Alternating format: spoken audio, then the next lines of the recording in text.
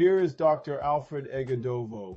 Hey everyone, welcome back to the channel for primary health care and health promotion, supported by GHC Hospital.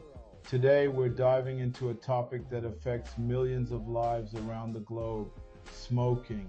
Did you know that smoking is the single most preventable cause of premature illness and death? It's a staggering fact, but why is it that so many people still light up?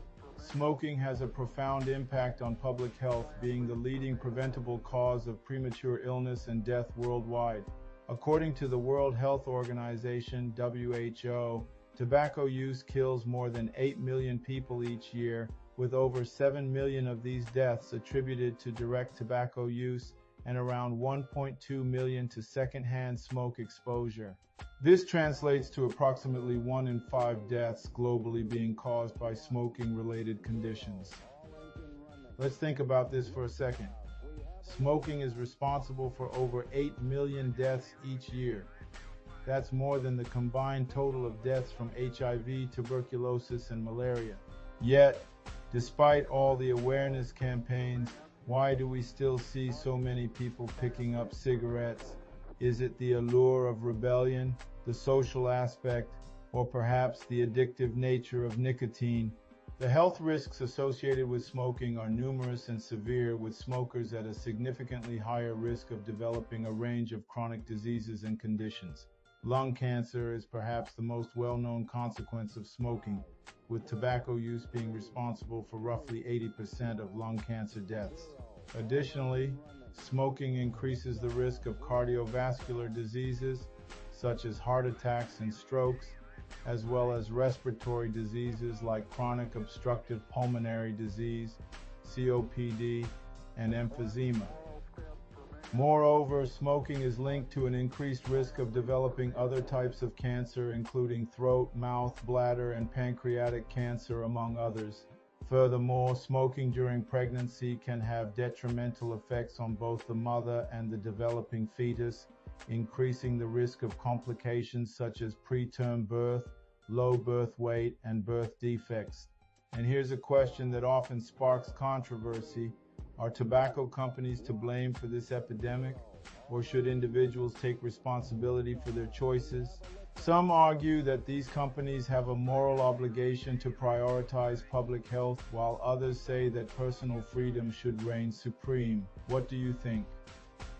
Despite these alarming statistics and the well-documented health risks, many individuals continue to smoke due to addiction and cultural factors. However, quitting smoking is one of the best decisions one can make for their health and well-being.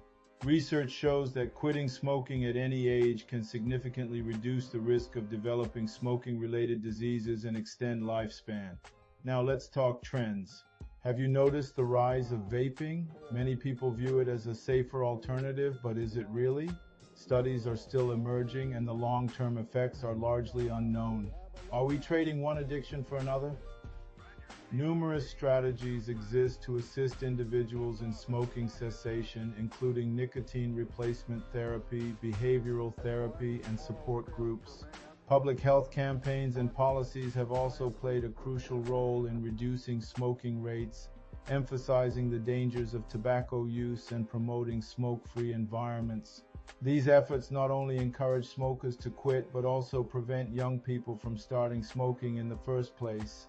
And here's another thought. With all the advancements in technology and medicine, why is smoking still so prevalent? Are we doing enough to educate our youth? Or are we failing to address the social and economic factors that lead people to smoke in the first place? Personal stories and testimonials from individuals affected by smoking-related illnesses can be powerful motivators for those considering quitting. Hearing first-hand accounts of the devastating impact of tobacco on health and quality of life can inspire individuals to take action and prioritize their well-being. So, what's the takeaway?